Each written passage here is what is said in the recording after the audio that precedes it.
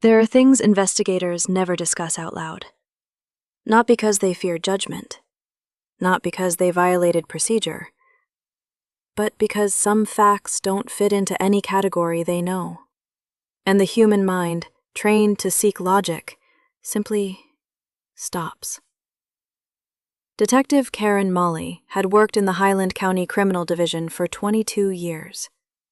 She had seen a great deal, far too much. But that morning, when she walked into the evidence storage room, she stopped at the door and could not take another step. On the shelf, in a sealed bag under the case number, was a child's shoe. That one. Small, white, with a red button on the strap. The one they had seized 3 weeks ago. Packaged, sealed, submitted.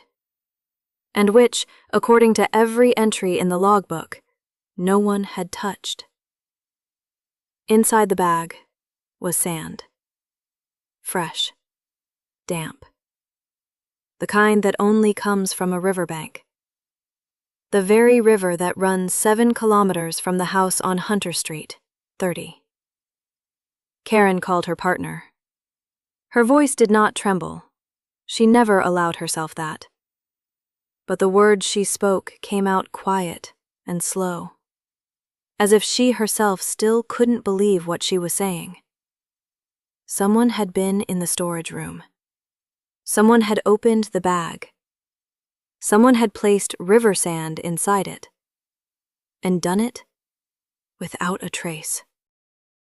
But this is not the beginning of the story. This is its middle.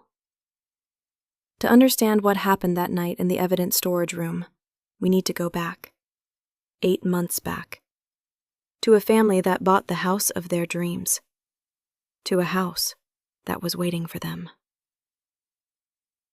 The autumn of 2019 was unusually warm in Highland County. The leaves clung to the trees longer than usual, as if nature itself was reluctant to change, as if it didn't want to let go of summer. The days were long, the air was clear, and it was on exactly such a day that Tom and Sarah Wallace first laid eyes on the house on Hunter Street 30. Tom was a structural engineer, a practical, methodical man, accustomed to viewing everything through the lens of load-bearing walls and construction tolerances. He didn't look at houses the way most people do. He saw foundations, walls, beams. He saw where problems were hiding. And that, as he would later say, was precisely why he didn't immediately notice what he was feeling inside. Sarah was different, delicate, perceptive. She worked as a teacher at an elementary school and had a gift for noticing what others let slip by. Small details, small signals. She would later say that the house unsettled her from the very start. Not because of anything specific, just a feeling. But feelings are difficult to explain to a structural engineer. The house had been built in 1964. 2 stores, 4 bedrooms, a large basement, a plot of 30 acres surrounded by old oak trees. From the outside, immaculate. A new roof, fresh paint, a manicured lawn. The real estate agent spoke about it with such warmth that it seemed as though she had lived there all her life. The price was suspiciously low. Tom asked about it directly. The agent didn't flinch. She explained that the previous owners were relocating urgently, in a hurry, wanting to sell quickly. Nothing unusual, just circumstances. Tom nodded. Sarah said nothing. They moved through the room slowly, and Tom was already running calculations in his head. What needed patching? What needed replacing? How long it would all take? Everything added up nicely. Too nicely for that price. And then they walked into the farthest room on the 2nd floor. There was nothing in it. Bare walls, a wooden floor, one window facing the direction of the forest. An ordinary room. But Sarah stopped at the doorway and did not go in. Tom asked what was wrong. She said, Nothing. It's just cold in here. He checked the thermometer on his phone. The temperature in the room was no different from anywhere else in the house. They bought it 2 weeks later. The move happened in early November. Tom took a week off work to help unpack, settle in, handle minor repairs. Their daughter Emma was 6 years old. She fell in love with the house immediately. Large, with a staircase, with a basement that seemed to her like a genuine adventure. Children experience space differently than adults. The first few days were ordinary. Loud, chaotic, filled with boxes and questions. Where to put the sofa, where to hang the pictures, how to connect the washing machine. The usual noise of moving in, when there's no time to listen to the house. The first warning sign came on the 6th day. During the night, around 2 a.m, Sarah woke to a sound. Quiet. Steady. As if someone were walking across the room above them. Slowly. With pauses. But above their bedroom was only the roof. Tom said, "Old house. The beams expand and contract with temperature changes. Perfectly normal." He knew this for certain, as an engineer. Sounds in old houses were nothing unusual. Sarah agreed. But the following night, the sound returned. And on the 3rd night, again. She began to listen carefully. Not quite footsteps, more like a shifting of weight. Slow, unhurried, almost rhythmic. Always around 2 a.m, always above the bedroom. Always moving in the same direction, from the south wall toward the north. And then, silence. Tom attributed it to the pipes. Pressure in the heating system. "It hasn't warmed up properly yet," he said. "Old houses do this." In the 2nd week, the cat stopped eating. They had brought her from their old apartment, a ginger, calm, lazy creature named Apricot, who usually slept 18 hours a day. Now she wouldn't eat, wouldn't sleep. She sat in the corner of the hallway, staring at a single point on the wall, and sometimes began to growl. Low, almost soundlessly. Tom took her to the vet. The vet said, "The cat is healthy. Just stress from the move." Sarah looked at the ginger cat growling at a blank wall and thought about how animals sometimes know things that are beyond human reach. And then Emma asked who the man on the staircase was. Sarah heard this on a Friday morning over breakfast. Emma was sitting at the table, eating her porridge, and calmly, in passing, between spoonfuls, said, "Mum, that man on the stairs, does he live here, or does he just come to visit?" Sarah placed her cup on the table, slowly, very carefully, as though a sudden movement might startle something away. She asked calmly, keeping her voice steady, "What man, sweetheart?" Emma shrugged. "The one who stands on the stairs at night. Tall. In gray." She'd seen him when she got up to get water. He was just standing there, looking out the window. Not moving. Not turning around. Just standing. Sarah exhaled. Asked whether her daughter had been frightened. Emma shrugged again. "No, he's not scary. Just sad." Sad. A 6-year-old child had described an unknown person standing in their home in the middle of the night with a single word. Sad. Sarah didn't tell Tom right away. First, she wanted to understand what exactly her daughter had seen. Perhaps it was a dream. Perhaps a product of imagination. A new house, new shadows, new sounds. Children are capable of conjuring figures out of nothing. She knew this as a teacher. The following night, Sarah didn't sleep. She lay in the dark and listened. The house breathed around her, quietly, steadily, like a living thing.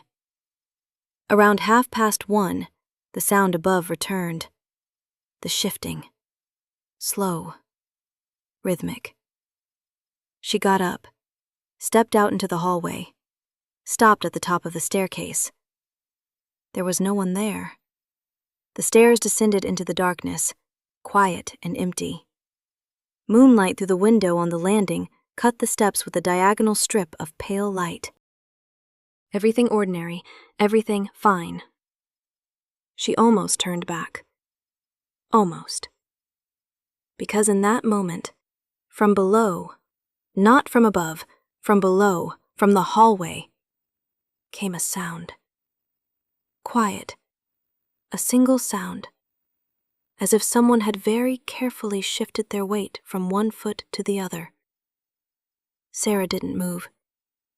For several seconds she stood perfectly still, listening to the darkness below. And then, nothing. Silence. Complete and absolute. She returned to the bedroom, lay down beside Tom, and stared at the ceiling for a long time. In the morning, she finally told him what Emma had seen, and about the sound from the hallway. Tom listened carefully, then said they should install a security camera. Tom installed 3 cameras, one at the front door outside, one in the hallway, one on the staircase, on the second-floor landing angled downward. Small, nearly invisible, with a night vision mode and motion sensors. He connected them to his phone and walked Sarah through how to review the footage. He did this confidently, methodically, like a man solving an engineering problem. Install surveillance, gather data.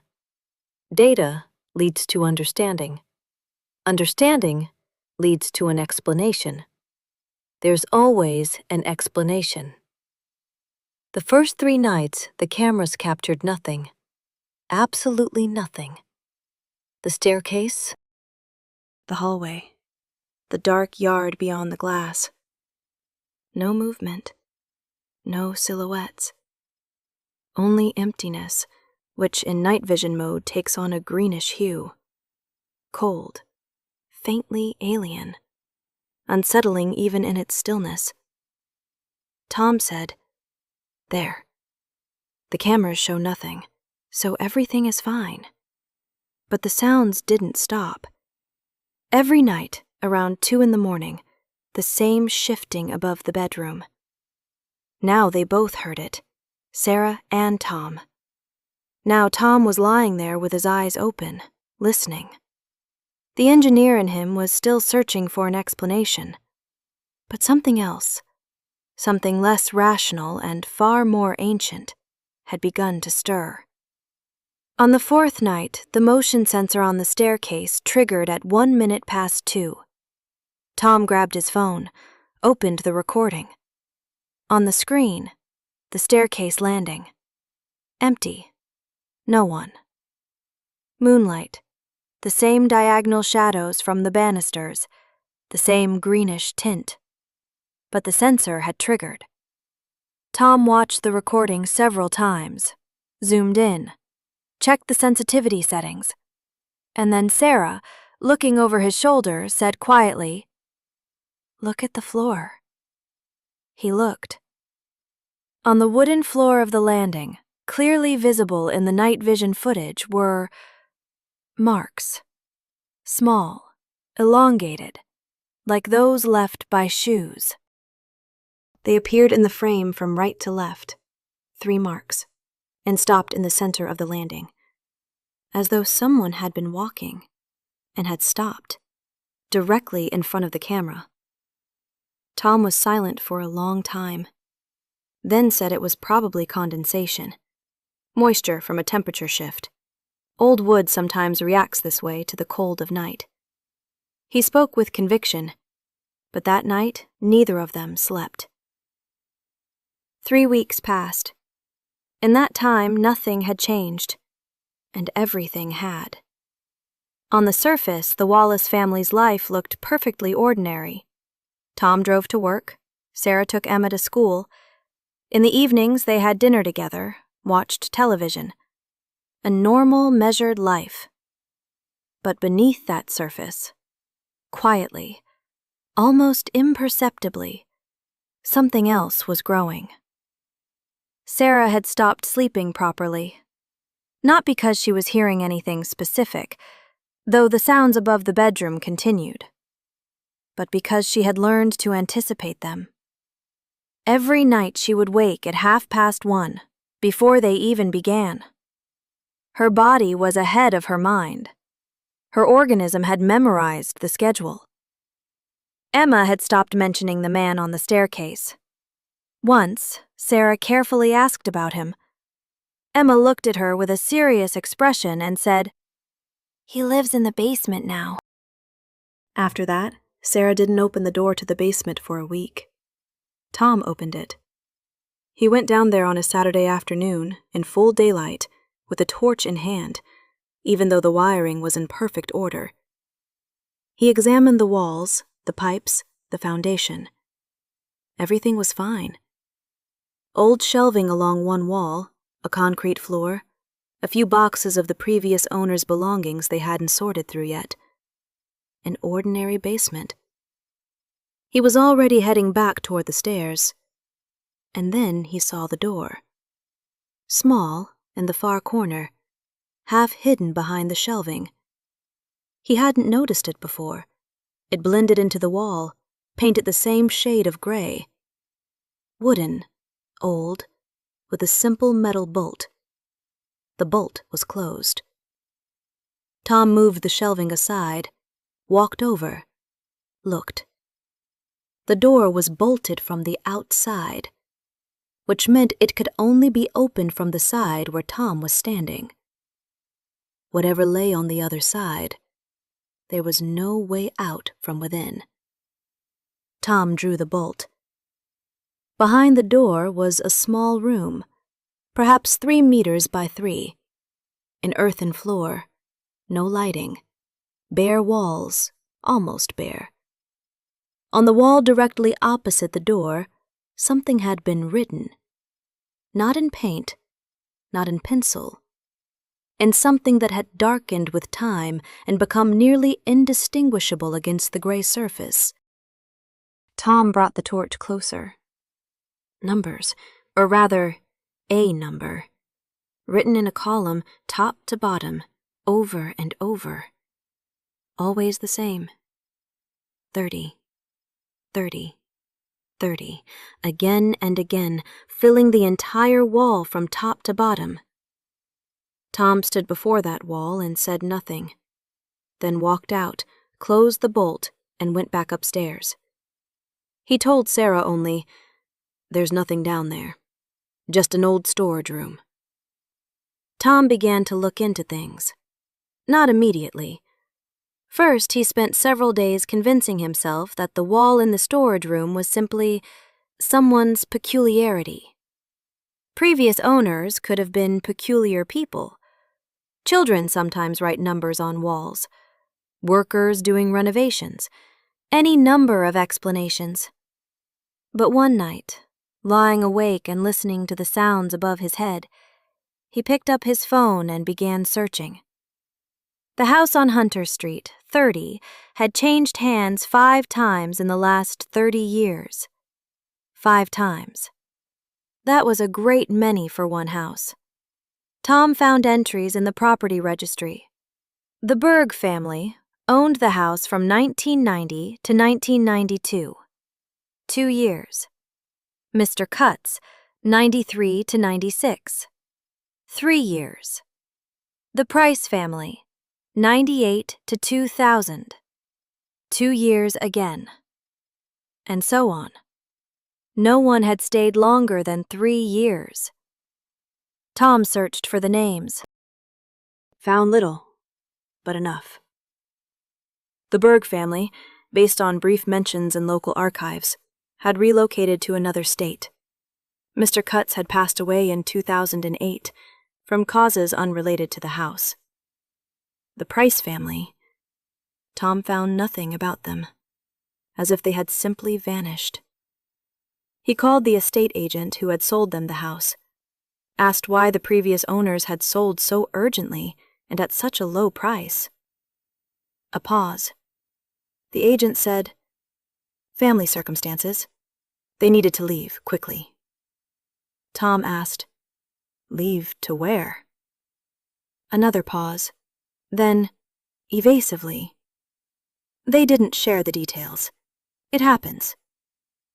Tom pressed harder, said that he and his wife had been experiencing strange things in the house and wanted to know its history.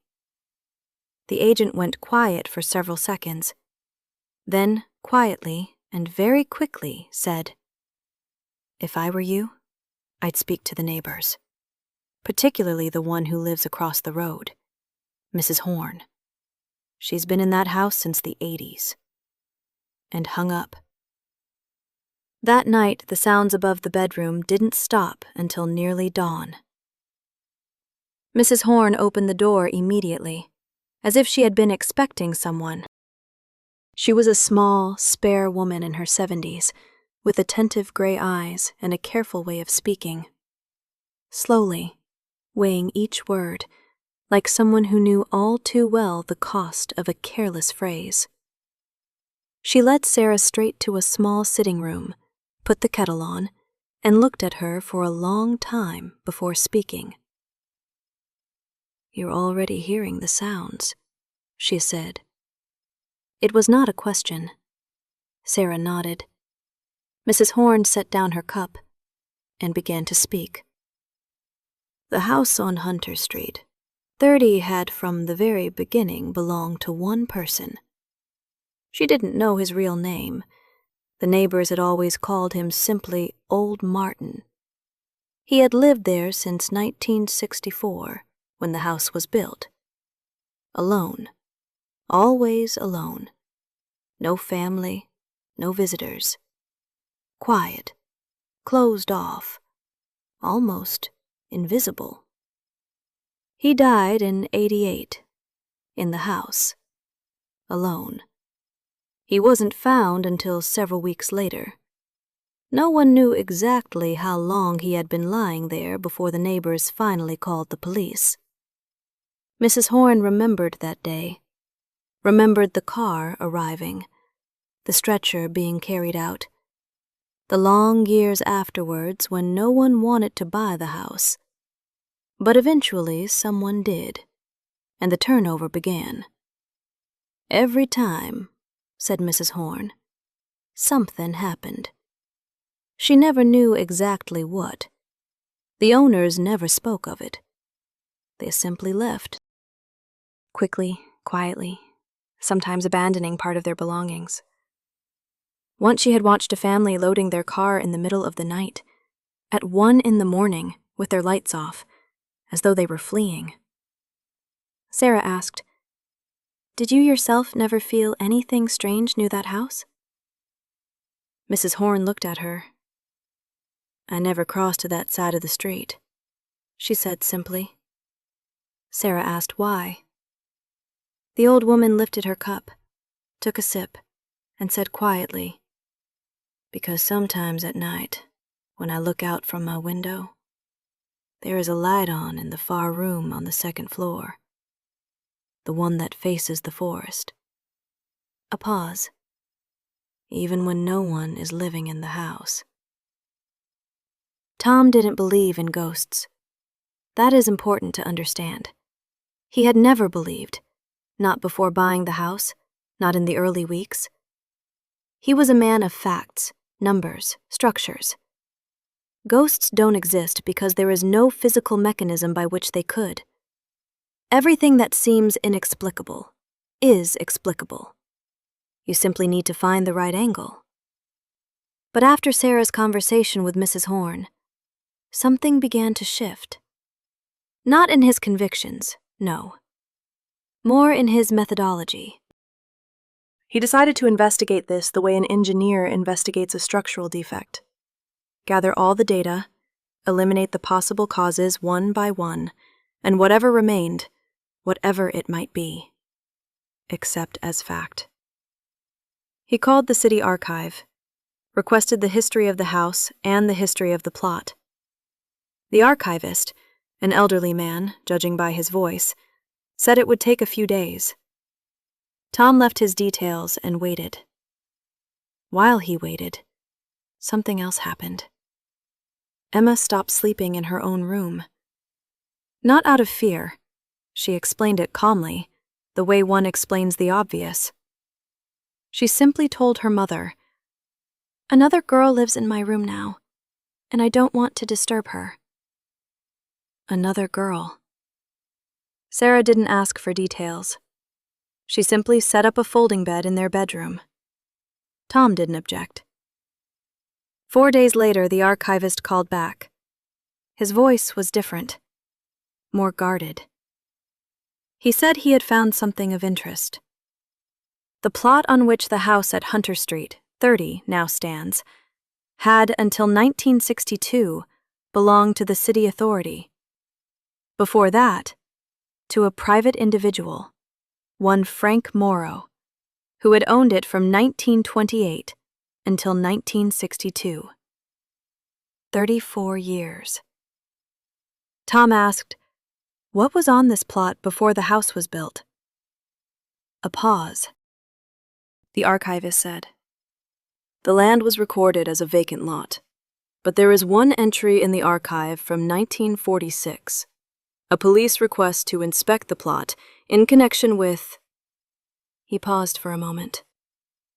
In connection with the disappearance of 2 individuals. Tom said nothing. The archivist added quietly, the case was closed as unsolved. 1948. That night, all 3 of them went without sleep. Tom, Sarah, and Emma sat in the living room with every light burning. All the lamps, all the floor lights, all the night lights. It was around midnight, and none of them were thinking of going upstairs. Tom told Sarah about the call from the archive.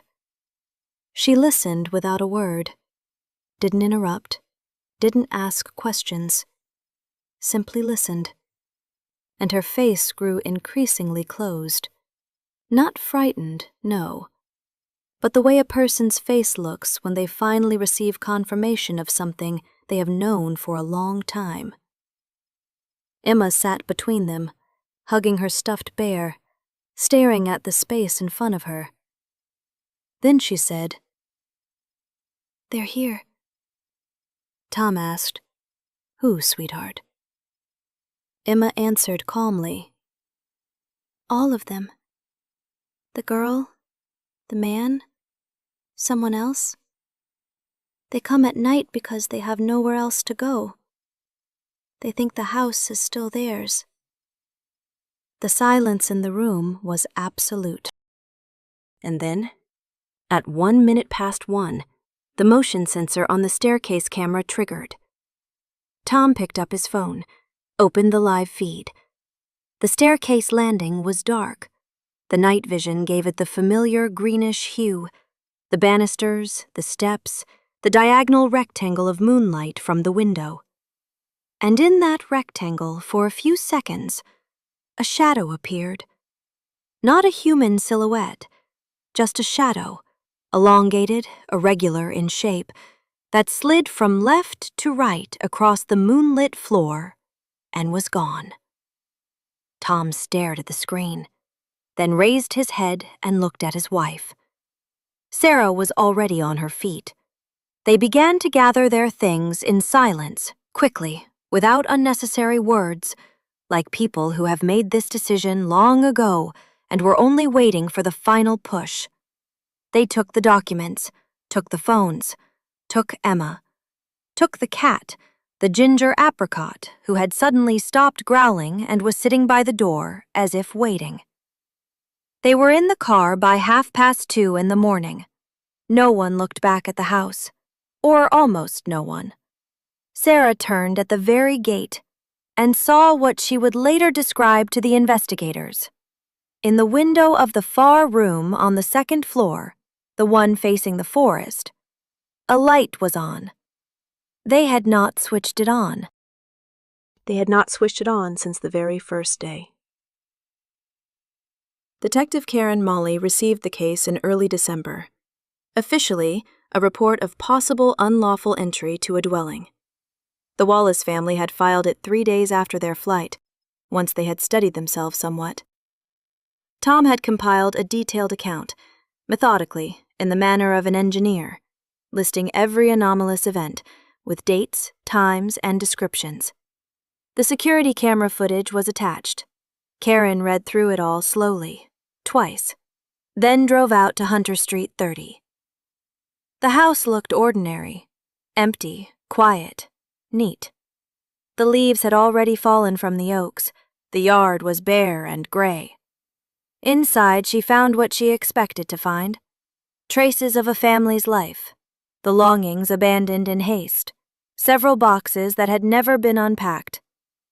She went down to the basement, found the door to the storage room, opened it, read the number on the wall. 30. Written over and over, top to bottom, covering the entire surface. She took out her torch, brought it closer, and noticed something that Tom had not seen, or had seen but had not allowed himself to understand. Between the numbers, barely legible, written in the same dark, time-darkened substance, were names. Not all of them could be made out, but 2 of them she could decipher. She wrote them in her notebook. Back at the station, she ran a search and found that both names appeared in the records of the 1946 disappearance case. 2 people whose names had been in the archives files. This was no longer a report of unlawful entry. This was something else entirely. She removed several items from the house. Among them, a small white shoe with a red button on the strap, found beneath a floorboard in the very same far room on the second floor. She packaged it, sealed it, submitted it to evidence storage. 3 weeks later, she returned to the storage room for an unrelated matter and saw the shoe on the shelf, in its sealed bag, with damp river sand inside. The visitor log for the storage room over those 3 weeks showed no one had entered. Karen requested the security camera footage for the storage room. The camera had been functioning without interruption. The bag had been on the shelf the entire time. No one had approached it. No one had opened it. The bag was sealed, and inside it was sand that had no reason to be there. Karen sat in her office for a long time that night, staring at the closed file on the 1946 disappearance.